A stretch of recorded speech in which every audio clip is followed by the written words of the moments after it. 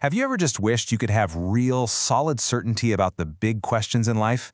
Well, we're about to jump into a text that was written for exactly that purpose, the first letter of John.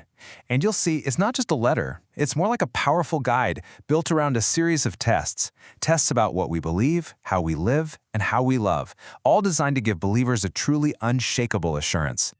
So, how does the author even begin? He doesn't start with some abstract philosophical idea. No, he starts with this incredible claim of authority. Right out of the gate, the message is crystal clear. We were there. We heard it. We saw it with our own eyes. We actually touched it. This isn't some secondhand story or a rumor. This is eyewitness testimony about the word of life. And that direct physical experience, that's the foundation for everything else he's about to say. All right, so the letter lays out a really clear path for us. We're going to start with that powerful eyewitness testimony. Then we'll dive into this core metaphor of light versus darkness. From there, we'll see how that big idea gets turned into a very concrete commandment, figure out how to tell truth from error, and then finally, we'll land on the ultimate goal, the assurance of life. Okay, so why even share this first-hand account? It's not just about proving a point or winning an argument. The author's really clear that he's doing it so the reader can have fellowship, a real deep connection with them, and through that, with God. But what's the end game of that connection? It's so that their joy may be full. It's about a sense of completeness. And here it is. This is the central metaphor for the entire letter. If you get this one idea, everything else clicks into place. God is light. It's pure. It's absolute. There are no shadows, no gray areas. Seriously, every single test and every comparison we're about to look at flows right from this simple but incredibly powerful statement. So, once he establishes God is light as the starting point, the author immediately hits us with a series of really clear, almost black and white choices. You could think of this section as the first big litmus test. It really forces you to ask the question, am I actually living in the light that I claim to be a part of? And here's the first test. It's all about your actions versus your words. You can say you have fellowship with God all day long, but if your life, what the author calls your walk, is in darkness, then he just calls it a lie. On the other hand, if you actually walk in the light, you get this 2-for-1 result: genuine connection with other people and cleansing from sin. Okay, test number 2 tackles the whole problem of sin, of messing up, head on. To say you have no sin, to pretend you're perfect, the author says that's just deceiving yourself. The truth isn't even in you. But the path of light? Well, that's confession. And that confession isn't met with judgment, but with this incredible promise: God is faithful and just to forgive. But you might be wondering, how does this forgiveness actually work? The text drops this really important theological term on us: propitiation. It sounds complicated, but all it really means is an act that satisfies justice, the act that makes things right again. And the author presents Jesus as that very solution, the propitiation, not just for a small group, but as the text says, for the sins of the whole world. So we've got it. God is light, and walking in the light means being honest when we fall short. But what does walking in the light actually look like on a day-to-day basis? This next part is where the rubber meets the road. It connects that big, abstract idea of light to a very specific, very real action. Now, the author presents us with what sounds like a bit of a riddle. He says the main commandment is old. It's something believers have heard from the very beginning. But he also says it's new.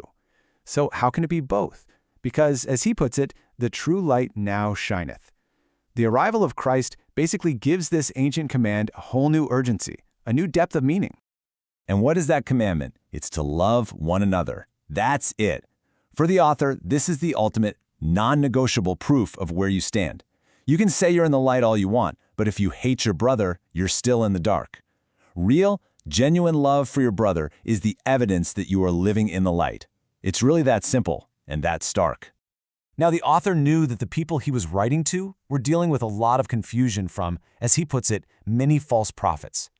So he gives them a practical guide for discernment, basically a toolkit for how to test the teachings they were hearing to know what was from God and what wasn't. And the process he lays out is a really clear 3-step test. Step 1 is a command: don't be naive. You have to test every teaching. Step 2 is the test for truth. Does the teaching confess that Jesus Christ actually came in a physical body? If yes, it's from God. And step 3 is the test for error. Any spirit that denies that core truth is not from God. And this, the author says, is the spirit of Antichrist. So where are these false teachings even coming from? The author is very clear. They are of the world. They speak the world's language, they share its values, and that's why the world listens to them. It's like a closed loop, an echo chamber that just rejects the core truth about who Jesus is. And this brings us to the final section, and really the whole point of the entire letter. After all these tests, walking in the light, loving your brother, confessing the truth, we finally arrive at the culmination of it all, assurance. The author wants his readers to be certain, to be confident in their faith.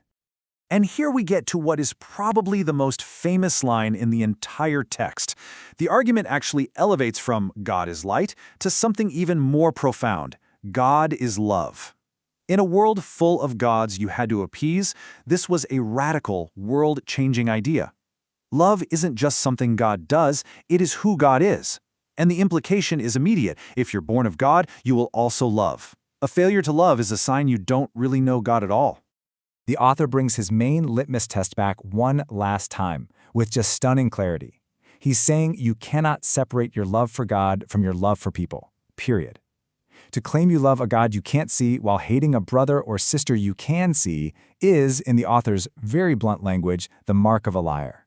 The two are completely, totally linked. So toward the very end, the author lays out these 3 definitive statements of knowledge, 3 things that we know for sure. First, that whoever is born of God doesn't continue in sin. Second, we know who we are of God, separate from the world. And third, we know that the Son of God has come and given us a true understanding. These are like the pillars of our assurance. And here it is, the author's mission statement for the whole letter. He just puts it right out there.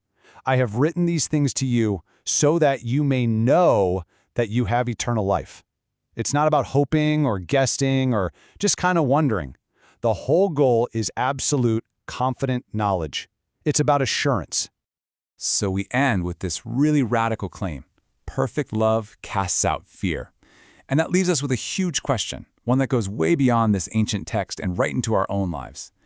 In a world that is so often driven by anxiety and division, what would a community or a family or a workplace that's truly built on that kind of fearless love, what would that actually look like in practice?